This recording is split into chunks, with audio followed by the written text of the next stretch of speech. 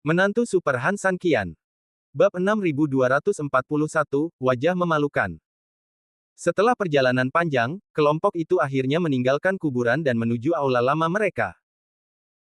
Meskipun mereka tidak punya muka untuk kembali, itu adalah sarang lama mereka, dan mereka harus kembali untuk melaporkan kekalahan.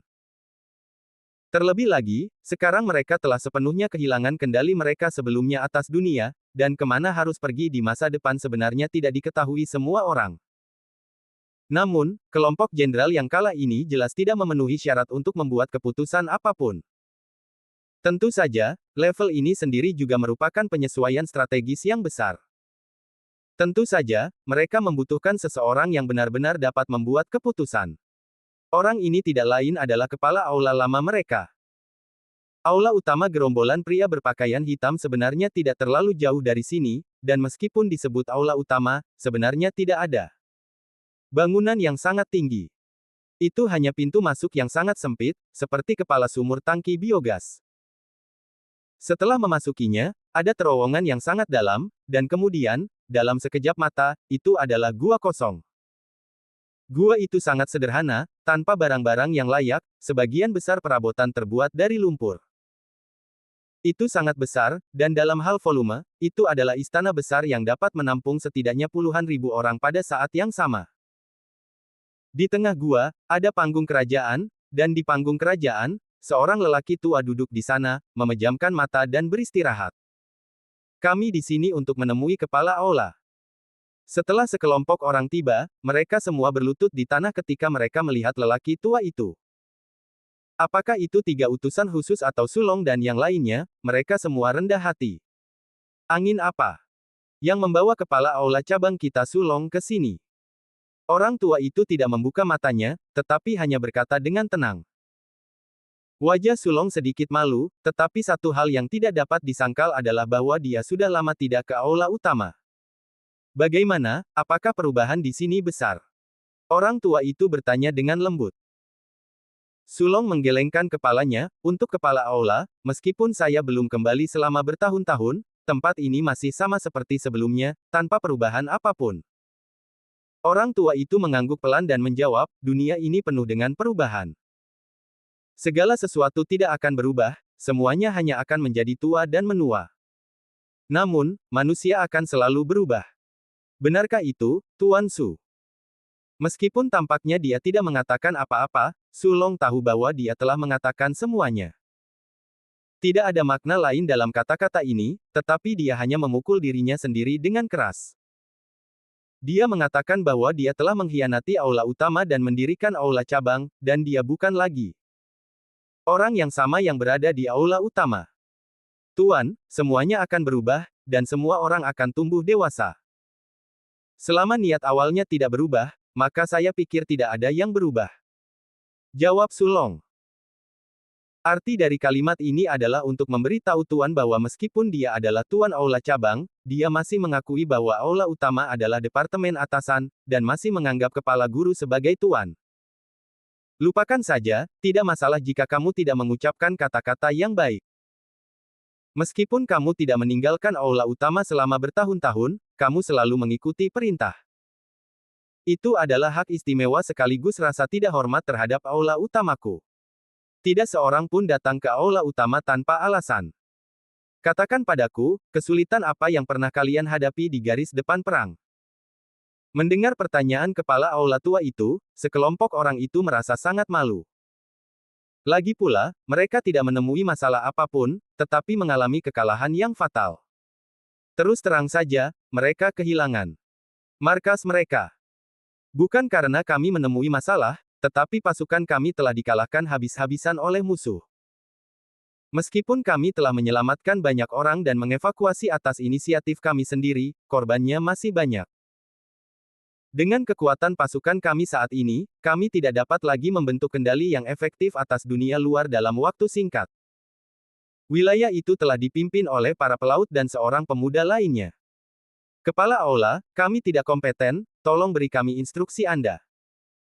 Mendengar kata-kata ini, kepala aula tua itu tertegun sejenak, lalu tiba-tiba membuka matanya. Jelas, bahkan dia tidak pernah menyangka bahwa mereka, yang begitu sombong, akan dikalahkan di tanah ini. Terlebih lagi, itu adalah kura-kura yang memalukan dan memalukan. Aula utamaku begitu kuat dan berkuasa, dan kau benar-benar kalah telak. Orang tua itu sedikit marah. Sekelompok orang dengan cepat menundukkan kepala, tolong hukum aku, ketua aula. Bab 6242 Konspirasi. Kami tidak pernah menyangka akan terjadi situasi seperti ini. Tentara kami jelas memiliki keunggulan mutlak, tetapi semakin jauh kami bertempur, semakin sulit jadinya. Namun, kami pikir ini tidak akan berdampak banyak pada kami, bagaimanapun juga, kami memiliki keunggulan. Faktanya, situasinya persis seperti yang kami harapkan, dan tidak banyak perbedaan. Meskipun kami kadang-kadang mengalami sedikit kerugian, itu tidak memengaruhi kemajuan kami secara keseluruhan. Jadi, selama ini, kami tidak terlalu khawatir atau risau. Tetapi masalahnya ada di sini. Ketika tampaknya tidak terjadi apa-apa dan tampaknya tidak ada masalah, tiba-tiba, Han Sanqian melancarkan serangan terhadap kami di malam hari. Kemudian, pada siang hari ini, ia membawa manusia burung dan menyerang pasukan kami dengan 2 tubuh. Pada titik ini, pasukan kami benar-benar kacau. Sepertinya ia tiba-tiba kehilangan jiwanya. Kemudian, sekelompok orang menceritakan kepada kepala aula tua semua yang terjadi di medan perang. Kepala aula tua itu awalnya tidak memberikan tanggapan emosional, dan dia juga tidak memberikan tanggapan emosional di akhir, tetapi setelah memikirkannya dengan saksama, dia merasa ada yang salah. Begitu saja. Kita kalah begitu saja. Saat itu, moral pasukan kita sudah sangat rendah, dan ada beberapa korban di malam hari. Meskipun jumlah orang ini dapat diterima, masalahnya adalah setelah Han Sanqian menerobos masuk ke kamp kita sendirian, hal-hal ini jika digabungkan mulai menghasilkan perubahan yang berbeda. Karena Han Sanqian telah diserang untuk waktu yang lama dan tidak dapat dikalahkan, bawahannya mulai putus asa. Efek negatif dari serangan diam-diam tadi malam secara alami semakin diperkuat. Kemudian, masalah yang lebih besar datang. Han Sanqian tidak hanya tidak dapat menyerang, tetapi dia menjadi semakin ganas, sehingga semua orang pada akhirnya takut pada Han Sanqian.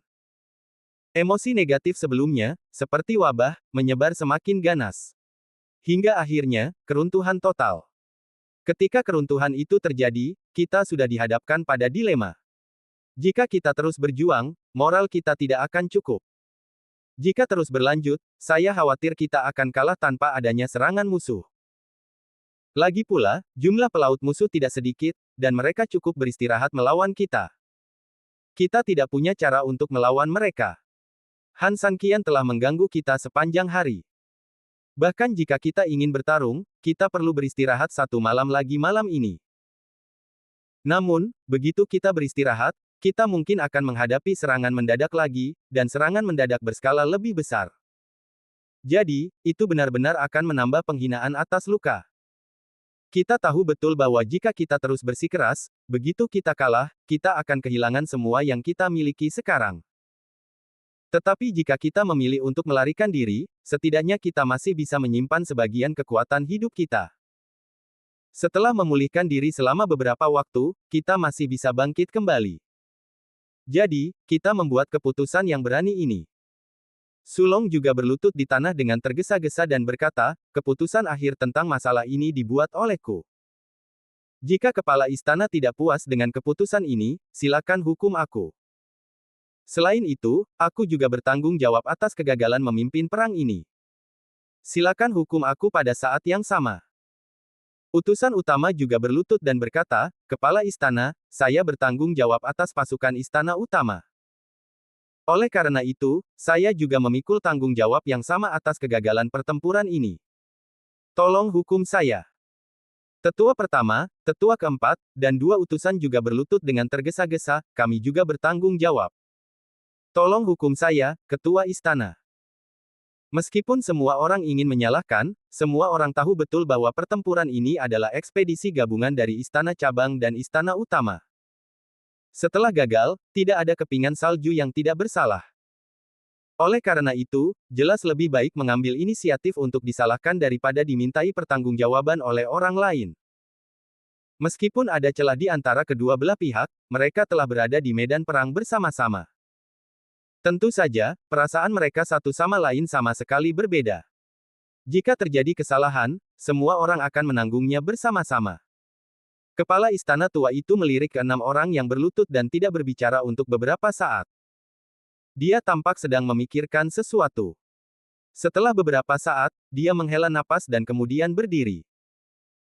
Memang mengejutkan mendengar bahwa kita kalah dalam pertempuran ini, tetapi ketika para prajurit pergi berperang, keberhasilan atau kegagalan adalah satu-satunya hal yang penting, jadi.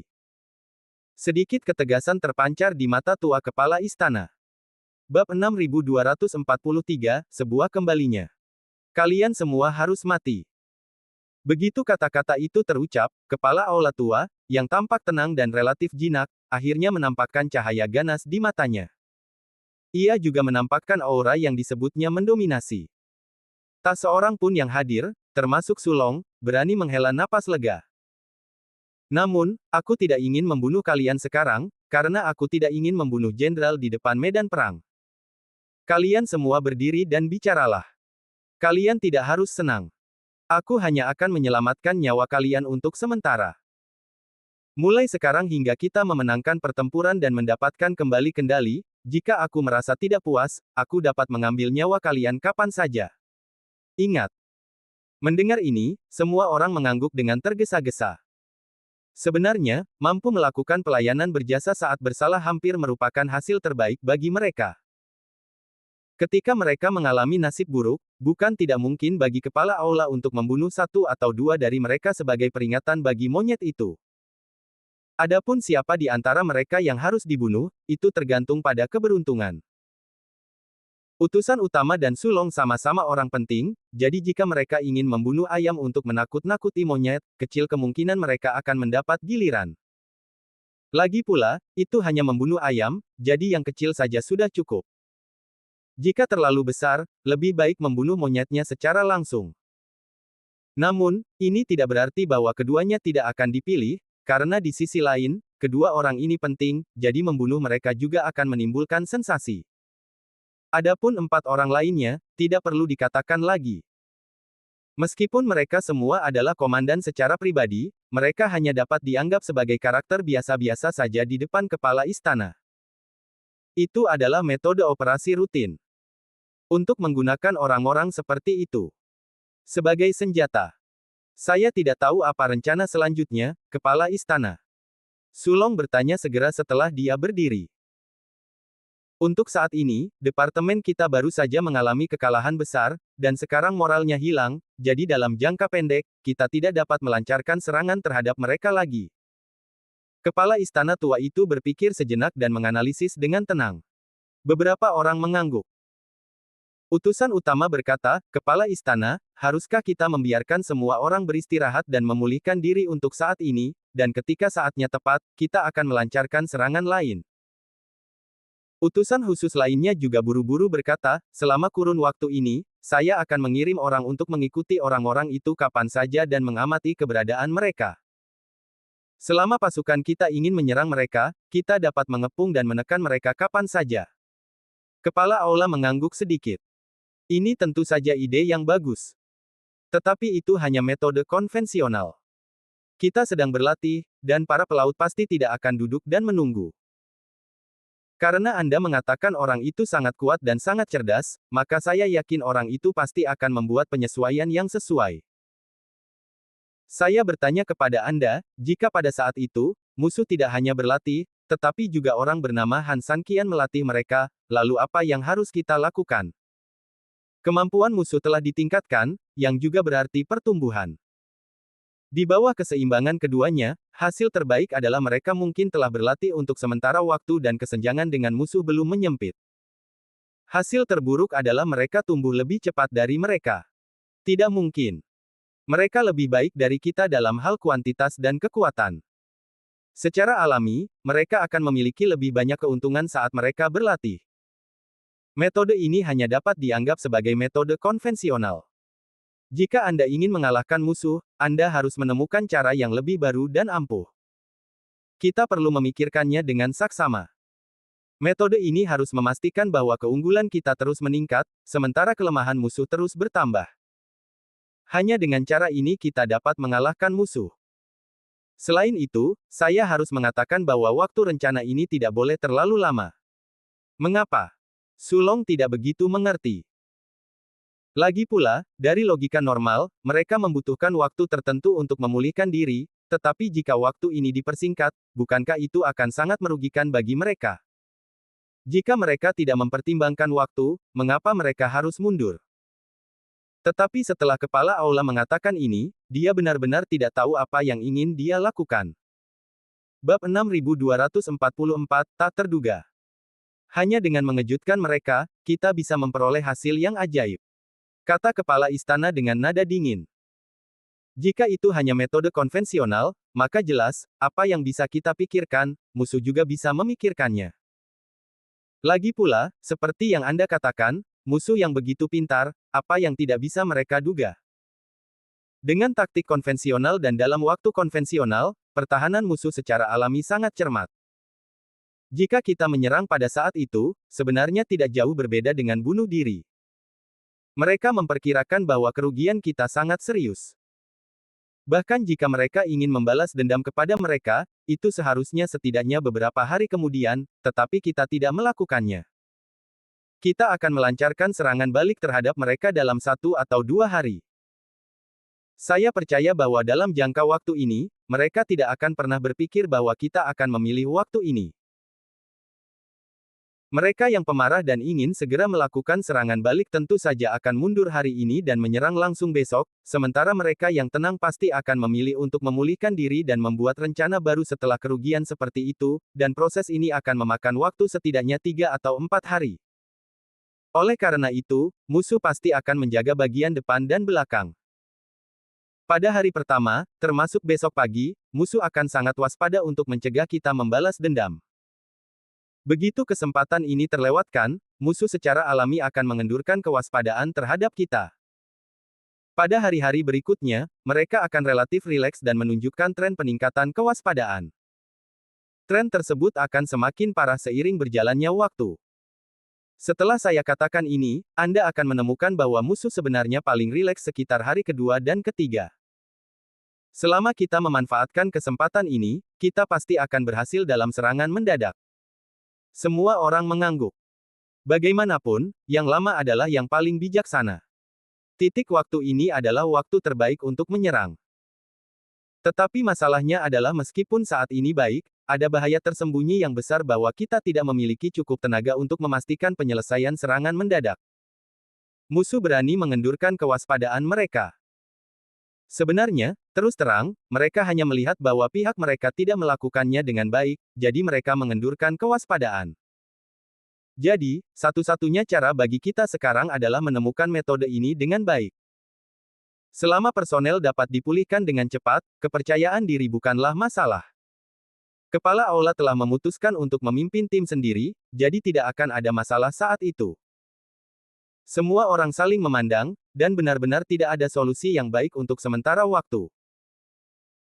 Bahkan seorang juru masak yang baik tidak dapat memasak tanpa nasi, belum lagi mereka adalah sekelompok pria, belum lagi ini adalah pertempuran untuk membunuh musuh, dan tidak boleh ada kepalsuan. Sayang sekali tidak banyak orang di tempat kita. Kita tidak punya cara untuk mendapatkan beberapa prajurit. Kalau tidak, kita bisa menangkap beberapa orang untuk menjadi prajurit bagi kita. Meskipun ini adalah kebenaran, kenyataannya selalu menjadi kenyataan. Mereka adalah pelanggan yang akrab dengan wilayah ini dan secara alami mengetahui segalanya di sini. Benar-benar tidak ada seorang pun. Saya mengenal sekelompok penduduk desa di sebuah desa yang memiliki lebih banyak orang, tetapi jauh dari sini, dan tidak terlalu banyak orang. Mereka telah tinggal di surga, dan saya tidak sengaja bertemu mereka ketika saya tersesat. Meskipun relatif terbelakang dan miskin, tidak pernah terpengaruh oleh gangguan dan kekacauan apapun. Populasinya sangat berkembang dengan baik. Namun, jauh dari kita dan jalannya sulit dilalui. Pada dasarnya, tidak ada yang tahu keberadaan mereka. Berapa banyak orang yang mereka miliki? Tanya tetua itu. Utusan itu menggelengkan kepalanya, dibandingkan dengan desa, itu dianggap banyak, dengan populasi beberapa ribu, tetapi itu jauh dari cukup untuk menggantikan prajurit kita yang terluka.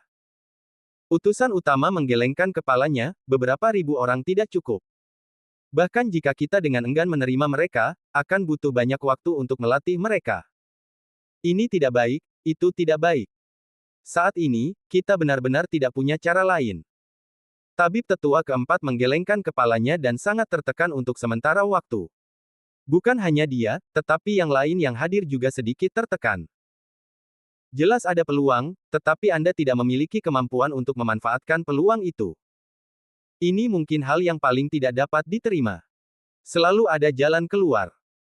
Saya punya solusi, tetapi itu membutuhkan persetujuan Sulong. Kepala istana berbicara pada saat kritis, lalu menatap Sulong. Bab 6245, Putri Bumi. Setelah mendengar apa yang dikatakan oleh kepala istana, mata semua orang langsung tertuju pada Sulong, dan mereka semua penasaran dengan metode apa yang dimilikinya untuk menyelesaikan krisis saat ini. Sulong sedikit bingung sejenak. Lagi pula, bahkan dia sendiri tidak tahu kebajikan dan kemampuan apa yang dimilikinya untuk menyelesaikan kesulitan saat ini.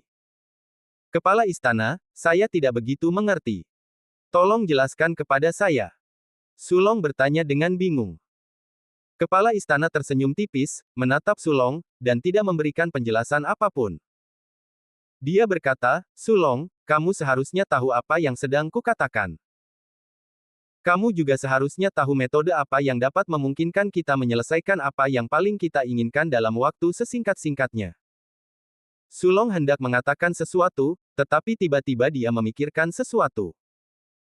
Matanya menyipit tajam, dan sikapnya sangat tegas, tidak mungkin, sama sekali tidak mungkin. Semua orang bingung. Mereka tidak tahu mengapa Sulong akan bereaksi seperti ini, dan mereka tidak tahu metode apa yang dimiliki Sulong. Kepala istana tidak marah, juga tidak cemas. Dia tersenyum tipis, sebelumnya, aku tidak ingin memaksamu, tetapi sekarang, keadaan telah mencapai titik di mana itu adalah pilihan terakhir. Jangan bermimpi tentang ini. Bahkan jika aku, Sulong, mati, aku tidak akan pernah setuju denganmu. Sulong masih teguh. Kepala istana mendengus, tidak masalah jika kamu mati, tidak masalah jika dia mati, atau bahkan jika aku mati. Hidup tidak dapat diprediksi, selalu ada baik dan buruk, selalu ada hidup dan mati, itu bukan masalah besar.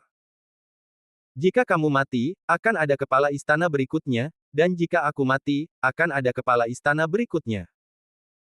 Tetapi, beberapa roh telah hilang, itulah kepunahan yang sebenarnya, itulah hal yang paling mengerikan. Begitu istanaku hilang, tidak akan ada penerus, itu hanya bisa dikubur dalam debu sejarah mulai sekarang.